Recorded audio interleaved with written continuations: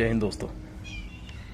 आज से पहले मैंने अपने किसी भी वीडियो में आप लोगों से ये नहीं कहा कि मेरे वीडियो को पूरा देखना, लेकिन मैं आज ज़रूर कहूँगा कि आज इस वीडियो को पूरा देखना।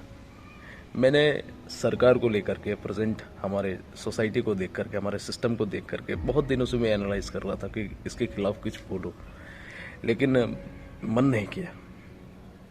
लेकिन आज मैं चाहता हूँ कि हमारे सिस्टम में जो भ्रष्ट लोग बैठे हुए हैं, या तो हमारा सिस्टम जो पागल हो चुका है आधा, कुछ ऊट पटांग हरकतें कर रहा है, तो उसको थोड़ा सा जगाया जाए। और अपना मैं एक छोटा सा एक नॉर्मल इंसान हूँ, एक सामान्य सा एक शिक्षक हूँ, और अपनी बातों को मैं सरकार के सामने और आम जनता के सामने पेश करना चाहता हूँ। देखो दोस्त, पिछले 24 घंटा में हम भारतवासियों ने कई सारे कीर्तिमान अपने नाम किए। रिकॉर्ड 2 लाख से अधिक कोविड के केसेस।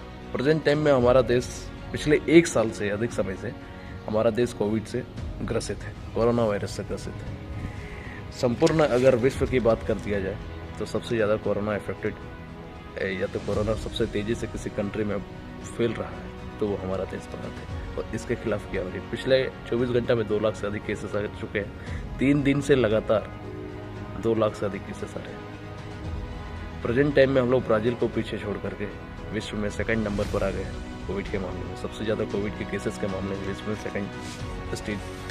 2nd पोजीशन में हम लोग बने हुए हैं। तो मैं आप लोगों से अपने कुछ ओपिनियंस रखना चाहता हूँ, अपनी कुछ बातें रखना चाहता हूँ। बीजेपी वालों से भी और कांग्रेस वालों से भी, और जितने भी क्षेत्र पार्टी से, मुझे तो नेतागिरी में ज़्यादा कुछ इंटरेस्ट है नहीं, तो मैं उन सभी पार्टियों से कहना चाहता हूँ कि मैं जहाँ देखता हूँ यार, टीवी से लेकर के न्यूज़ चैनल्स, यूट्यूब में कहीं भी देखता हूँ यार, आपकी भाषणबाजी चल रही है सिर्फ। पिछले 1 साल से जब बीजेपी का किसी नेता को देखता हूँ तो वो कांग्रेस की गलतियाँ, पिछले 70 साल की गलतियाँ गिनाते हैं कि 70 साल में उन्होंने ये नहीं किया, वो नहीं किया, हमने ये किया। अरे भैया, उससे क्या मतलब है हमें?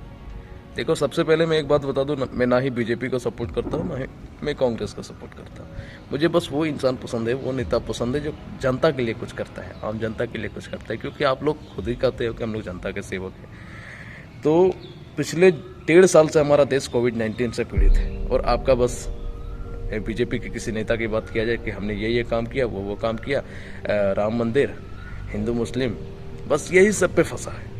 देश को किस तरह से लड़ाना है, किस तरह बंटवारा कर रहा है, ये सब चीज़ों पे, कभी किसान आंदोलन तो किसान खालिस्तानी है, ये सब बातों में लगा हुआ है। अरे भैया, देश में बहुत बड़ी समस्या है, अभी मर जाओगे।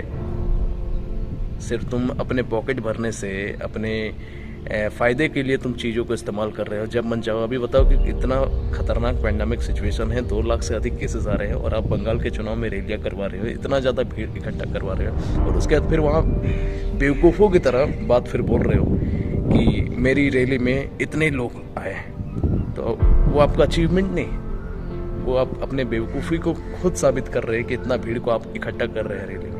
आपको नहीं पता कि कोविड से ग्रसित है हमारा देश। प्रेजेंट टाइम में आप कहते हो कि देश का हमारे हालात बहुत अच्छे हैं, देश का जो कोविड का रेट बहुत कम है। अरे भैया, अपने देश की पॉपुलेशन को देखो। अगर यहाँ पे हमारी 125 करोड़ पॉपुलेशन है, 135 करोड़ जिसे कहते हैं, और इस पर डेथ रेट तो हमारा कम हो गई, यानी कि कंपैरिजन में किसको बेवकूफ़ बना रहे हैं? लोग पढ़े लिखे नहीं हैं, कुछ लोग ऐसे हैं जो दिमाग नहीं लगाते हैं, तो आप उनको बेवकूफ़ बना सकते हो कि हमारे देश में कोविड का डेथ रेट बहुत ही कम है। ये बताओ ना कि हमारे देश की पॉपुलेशन कितना है, पॉपुलेशन का कंपैरिजन करोगे, डेथ रेट मत बताओ। मैं चाहता हूँ कि आंकड़ा बताओ कि कितना डेथ हो रहा है। अरे भैया, अमेरिका की आबादी 30 करोड़ है, वहाँ पे 30 करोड़, वहाँ का अगर 10% अगर डेथ रेट है, मान लो कि 10,000 लोगों में वहाँ पे 30 करोड़ आबादी में 10% लोग अगर केसेस है, और यहाँ पे 150 करोड़ में अगर 10% या 5% जिसका ले लो, 5% ले लो कि डेथ रेट हमारा है, तो 5% निकालना, 1.5 करोड़ आबादी का 5% निकालना, 30 करोड़ आबादी का 10% निकालना, आपको खुद पता चल जाएगा कि कौन वाला ज़्यादा मेजर कर रहा है, कहाँ पे सबसे ज़्यादा डेथ रेट है। तो भैया, पॉपुलेशन हमारी ज़्यादा है, जिसके कारण डेथ रेट हमेशा कम ही आएगा। ये बात तो समझो। चाइना का बात पॉपुलेशन में हम ही लोग दूसरे नंबर पर आते हैं। पिछले 1.5 सालों से मैं देख रहा हूँ कि कहाँ हम लोग गलती कर रहे हैं। मैं सरकार को गलतियाँ भी दिखाता हूँ, और क्या हम लोग कर सकते हैं उसके खिलाफ भी मैं अपने 2-4 बातें रखता हूँ। सबसे पहले गलतियाँ हम लोग क्या कर रहे हैं? पिछले 6-7 महीने से जितने भी एरोप्लेन्स चल रहे हैं, जितने भी एयरपोर्ट्स हैं, वहाँ पर कोई भी पाबंदी नहीं। कोई भी कंट्री का इंसान हमारे देश में प्रवेश कर रहा है। अरे भैया, चाइना से कुछ सीखो। चाइना ने इस कोरोना का हमारे पीछे लगा दिया और अभी अपने आराम से स्विमिंग पूल में पार्टियाँ कर रहे हैं हज़ारों की तादाद में। अरे वो दूसरे कंट्रीज़ के लोगों को आने नहीं देता अपने कंट्री, और अगर आता है तो पूरा सेफ्टी के साथ उसको पहले जांच किया जाता है एयरपोर्ट में कि वो वास्तव में सही है, कंडीशन में है ना, उसको कोविड का सिम्टम है कुछ। लेकिन हमारे देश में क्या हो रहा है, कोई भी विदेशी नागरिक आ रहा है, सीधा एयरपोर्ट पर उतरा, सीधा रोड में चलना शुरू कर दिया। अरे भैया इसको पहले सुधार करो, फिर अगली बात करें तो चुनावी रैली।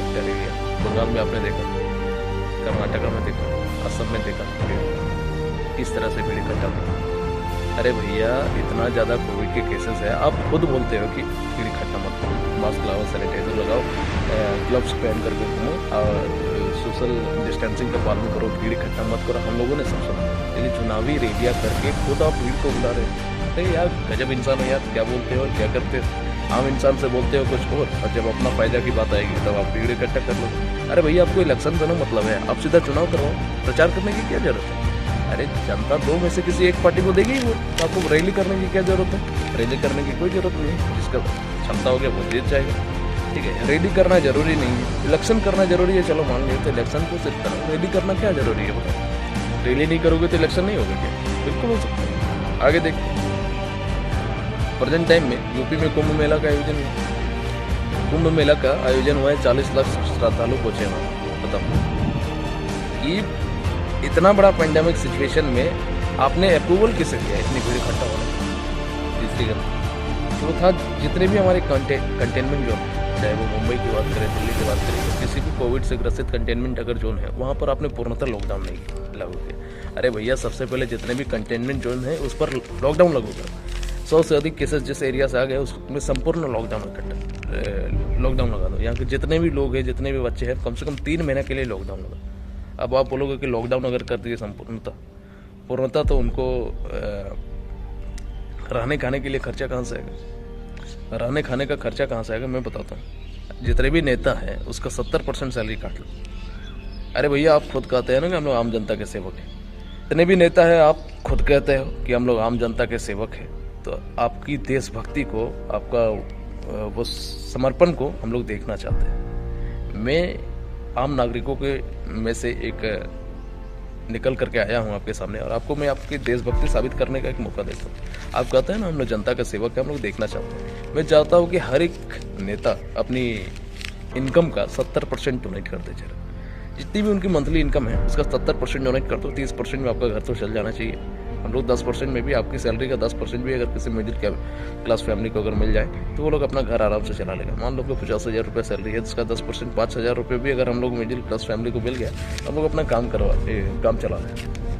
ठीक है, तो नेता अपना 70% डोनेट करते हैं, जितने भी सरकारी कर्मचारी अपना 50% डोनेट कर दो। और भैया अगर घट गया तो हम लोग आम जनता से भी पैसे मांग लेंगे। एक एप्लीकेशन डेवलप कर दो जिसमें आम जनता जो है अपना मर्जी से कुछ पैसा डोनेट कर देगा। जो भी कोविड से ग्रसित पर्सन है, या तो फिर कोई भी कोविड जहाँ पर पूर्णतः लॉकडाउन लगेगा, उन लोगों को अगर आपको कुछ राशन पाने के लिए खर्चा देना है तो वो हम लोग आम जनता से भी ले सकते हैं। मैंने 3 ऑप्शन रखे आपके सामने। पहले कि नेता का 70% ले लीजिए, जो काम करने वाले उसका 30-40, गवर्नमेंट जॉब में जो है उसका 30 से 50% ले लीजिए, और आम जनता से 5-10% जैसा आपका बन पाता है वो ले लीजिए। इस कोविड की अगर बात किया जाए, सितंबर महीना में ये पहला वेव इसका आया था। सितंबर महीना में 1 लाख से अधिक केसेस आ रहे थे। अक्टूबर आते या अक्टूबर के लास्ट तक, यानी कि नवंबर के स्टार्टिंग से ये कोविड का रेट जो है, डेथ रेट भी कम हो गया, कोविड के केसेस भी कम हो गए। कैसे हुए वो किसी को भी नहीं पता। चलो ठीक है भैया, कम हो गया। लेकिन जब ये इसमें पाबंदी आई थी, जब इसमें दबाव आया था, कमी आई थी, तो उस समय ही सरकार को सावधानी बरतनी चाहिए थी। अभी जब सेकेंड वेव आया है, एक दिन में 2 लाख से अधिक केसेस आ रहे हैं। नवंबर या दिसंबर महीना के स्टार्ट में मैंने सरकार का मुंह से खुद सुना था कि वैक्सीन की अगर बात किया जाए तो हमारे पास मिलियन में डोज मौजूद है।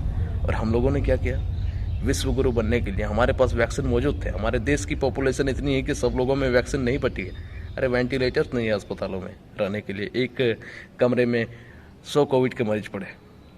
उस देश में जहाँ पे वैक्सीन की खुद कमी है, आप क्या कर रहे हो, आप दूसरे देशों को निर्यात कर रहे हो। अरे भैया तुम्हें विश्वगुरु बनना है, यहाँ अपने ही देश के लोग मारे जा रहे हैं, तुम्हें दूसरे देश में बांटना है। इतने बेवकूफ़ कैसे हो सकते हो यार, इतना भी तुम्हारा बुद्धि नहीं है कि घर में यहाँ पे इंसान मर रहा है, आपका भाई, आपका बेटा, आपका जनता, आम जनता को कुछ नहीं पड़ा है भाई, और तुम जा करके अमेरिका में बांट रहे हो वैक्सीन।